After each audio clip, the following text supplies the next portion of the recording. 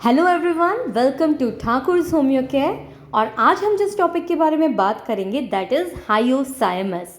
But आगे बढ़ने से पहले आपसे एक हम्बल रिक्वेस्ट, प्लीज़ चैनल को सब्सक्राइब कर लें, बेल आइकन दबा दें और लाइक एंड शेयर भी करें, ये मुझे बहुत मोटिवेशन देता है। हायोसाइमस ये हमारे लिए एक गिफ्ट है, एक बून है। एक्चुअली ये एक नर्व एंड ब्रेन रेमेडी है। तो ब्रेन और नर्व से रिलेटेड, आपके नर्वस सिस्टम से रिलेटेड छोटे से प्रॉब्लम से लेकर बड़ी बड़ी प्रॉब्लम्स तक हायोसाइमस काफ़ी इफ़ेक्टिव है। जैसे कि फॉर एग्ज़ाम्पल कई बार हम बोलते हैं हमें डेलीरियम हो जाता है। डेलीरियम क्या हो जाता है? हम बड़बड़ाने लगते हैं। जैसे हम बोलते हैं ना कि बच्चे होते हैं, बच्चों को बुखार हो गया, बुखार सिर पे चढ़ गया और फिर सिर पे चढ़ने के बाद बच्चे अजीब अजीब चीज़ें बोलते हैं जो चीज़ एग्जिस्ट ही नहीं करती है ना। उस कंडीशन को हम बोलते हैं डेलीरियम। तो हायोसाइमस को आप डेलीरियम के लिए ये one of the best remedy है। इसे ट्रायो ऑफ डेलीरियम में माना जाता है। 3 मेडिसिन इसमें आती हैं, बेलाडोना, स्ट्रेमोनियम और हायोसाइमस। इसके अलावा जो दुनिया भर के डर और फोबियाज़ होते हैं, देखो हम सब किसी ना किसी चीज़ से डरते हैं। किसी को पानी का डर होता है, किसी को हाइट का डर, किसी को भूतों का, अंधेरे का। ये नॉर्मल है। लेकिन जब ये डर इतना हावी हो जाए कि आपकी day to day life hamper करने लगे, आप शक करने लगो, नहीं मेरा तो कोई पीछा कर ही रहा है, मुझे तो कोई मारना ही चाहता है, मुझे तो कोई पॉइजन ही कर देगा, है ना, वो अगर आपकी डे टू डे लाइफ बर्बाद कर रहा है, तो देन ये फियर में काउंट होता है और इसके ट्रीटमेंट में भी हम हायोसाइमस को यूज़ करते हैं। इसके अलावा देखो सब कुछ इसमें बताना मुश्किल है, लेकिन मैं नाम ले लेती हूँ। हेलुसिनेशंस हो गए, मेमोरी लॉस यानी कि डिमेंशिया हो गया, कन्वर्जेंस हो गया, या फिर बड़ी बड़ी बीमारियां जैसे कि स्किज़ोफ्रेनिया है, डिफरेंट टाइप्स ऑफ मेनियाज हैं, या फिर पार्किंसंस वगैरह में हम इसको बहुत इफ़ेक्टिवली यूज़ करते हैं। ये सारी इसकी बोलते हैं ना मेडिकल कंडीशंस जो हायोसाइमस ठीक कर सकता है। अब बात करते हैं कि ये एज अ होम्योपैथिक मेडिसिन इसका पर्सपेक्टिव क्या है। बहुत इंटरेस्टिंग रेमेडी है, आपको मज़ा आएगा। तो पहला तो मैंने आपको बता दिया कि ये ट्रायो ऑफ डेलीरियम्स है, ठीक है। सेकंड, इसमें लेशिवियस मेनिया होता है। क्या होता है ये लेशिवियस मेनिया? अगर आप बुक्स रीड करोगे तो उसमें आएगा नेकेड मेनिया या वॉन्ट्स टू बी नेकेड।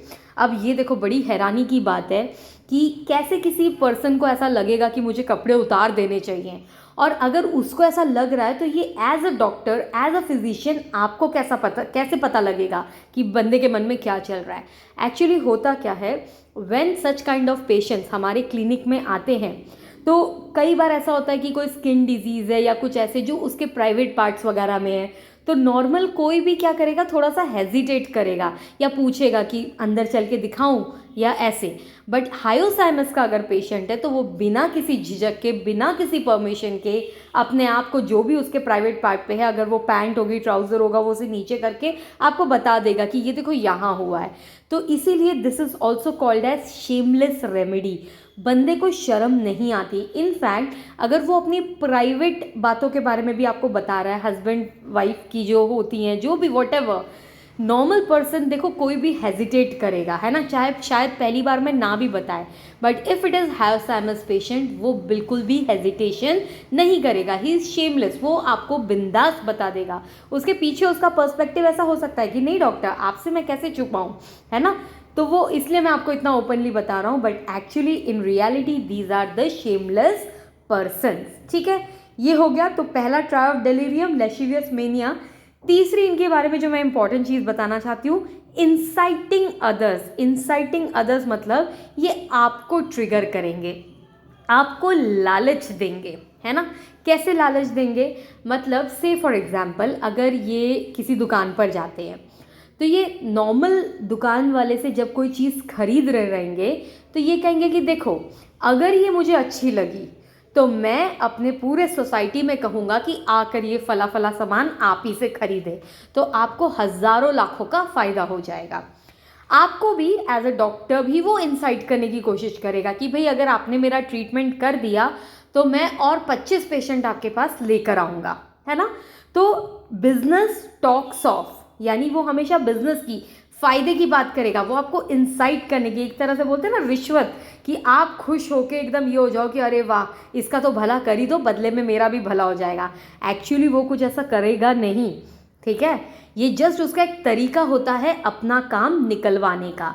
तो थर्ड पॉइंट इसका ये था, इंसाइटिंग अदर्स। फोर्थ चीज़ जो मैं इसके बारे में बताना चाहूँगी, वेरी इंपॉर्टेंट और इंटरेस्टिंग, कि एक्चुअली ये बड़े ही अदब वाले पेशेंट होते हैं कि भाई मैं आऊँ क्या, कैन आई कम इन, आपके पास टाइम है ना, हम अभी बात कर सकते हैं ना, नहीं तो आप बोलो तो मैं कल आ जाता हूँ। ये बहुत ही अदब से बात करते हैं, लेकिन उसमें भी इनका फ़ायदा होता है। ये चाहते हैं कि हम इनको बहुत ज़्यादा टाइम दें, अच्छे से टाइम दें, इसीलिए दे विल वेट, बट उसके पीछे वो अपना नुकसान नहीं कराएंगे, ठीक है। इनको सस्पिशियस रहता है, ये सस्पिशियस रहता है मतलब इनको शक रहता है कि कोई इनको धोखा दे देगा, कोई इनको कुछ कर देगा, इसीलिए ये कहीं पर भी जाएंगे तो उसके बारे में, जैसे फॉर एग्जांपल ये किसी होटल में खाना खाने जाना चाहते हैं, तो ये उस होटल के पहले तो सब कुछ रिव्यूज़ गूगल पे चेक कर लेंगे, अगर फ्रेंड्स फैमिली में कोई गया रहेगा उस होटल में तो पूछ लेंगे, उसको पूछ लेंगे, फिर 10 बार, मतलब ये कोई कसर नहीं छोड़ेंगे उसके बारे में पता करने की। सो हायर सैमस को आप चाहें तो एक बार अपने मेट्रिया मेडिका से रीड करके देखें, it is one of the most interesting remedy.